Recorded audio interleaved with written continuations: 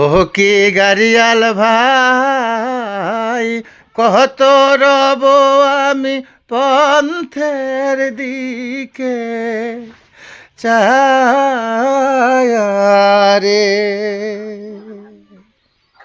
প্রিয় বন্ধুরা, গান শোনালাম, কিন্তু প্রচুর চা খেতে মন চাইছে, গলা শুকিয়ে গেছে, তাই তো চলে আসলাম চায়ের দোকানে। প্রিয় বন্ধুরা, চায়ের দোকানে চার অর্ডার দেওয়ার পরেই কিন্তু চায়ের দোকানদার আমাকে চা বানিয়ে দিল। প্রিয় বন্ধুরা, আসুন সবাই মিলে চা খেয়ে নেই।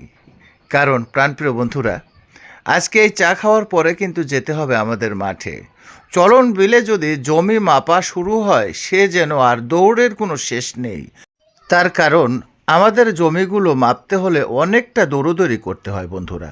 আমাদের এই চলন বিলে প্রচুর জমি আছে, আর সেখান থেকে মাপ নিয়ে আসার পরে আমাদের এক একজনের জমি কিন্তু পূরণ করে দিতে হয়, তারপরে নিজের বাড়ির সীমানাটা নির্ধারণ করতে হয়। প্রিয় বন্ধুরা, দেখাচ্ছি, এই যে চলছে কিন্তু জরিপের কাজ, সবাই মাপছে এবং টানাটানি করছে।